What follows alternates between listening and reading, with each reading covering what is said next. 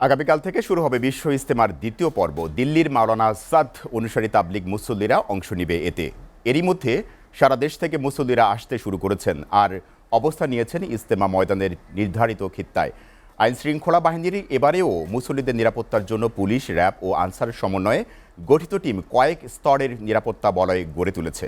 গাজীপুর প্রতিনিধির প্রতিবেদন। টঙ্গীর তুরাগ তীরে বিশ্ব ইজতেমার ময়দানে মুসল্লিরা বুধবার রাত থেকে আসতে শুরু করেন। সারা দেশের বিভিন্ন জেলা থেকে তাবলিগ জামায়াতের শীর্ষ মুরব্বী মাওলানা সাদের অনুসারীরা এ দ্বিতীয় পর্বে অংশ নিচ্ছেন। আগত মুসল্লিরা ইজতেমা ময়দানে অবস্থান করে 5 ওয়াক্ত নামাজ আদায় এবং আল্লাহর কাছে শুকরিয়া আদায় করছেন।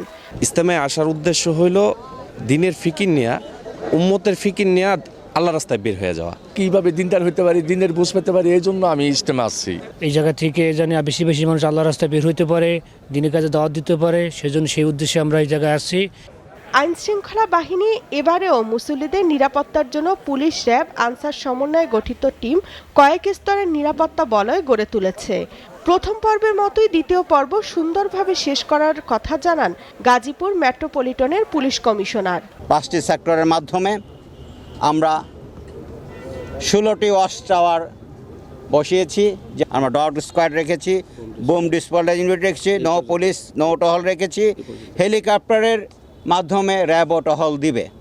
জেলা প্রশাসকের পক্ষ থেকেও নিরাপত্তা জোরদার করা হয়েছে। পুলিশের পাশাপাশি জেলা প্রশাসকের মোবাইল কোর্ট থাকবে বলে জানান ডিসি। এবারও আমরা পর্যাপ্ত সংখ্যক ম্যাজিস্ট্রেট, নির্বাহী ম্যাজিস্ট্রেট নিয়োগ করেছি আইন শৃঙ্খলা পরিস্থিতি স্বাভাবিক রাখার স্বার্থে। তাছাড়া আমাদের অতিরিক্ত জেলা প্রশাসকগণ নিয়মিত এটার পর্যবেক্ষণে আছেন। 16 ফেব্রুয়ারি আখেরি মোনাজাতের মাধ্যমে শেষ হবে দ্বিতীয় পর্বের Bishwa Ijtema. SATV news desk.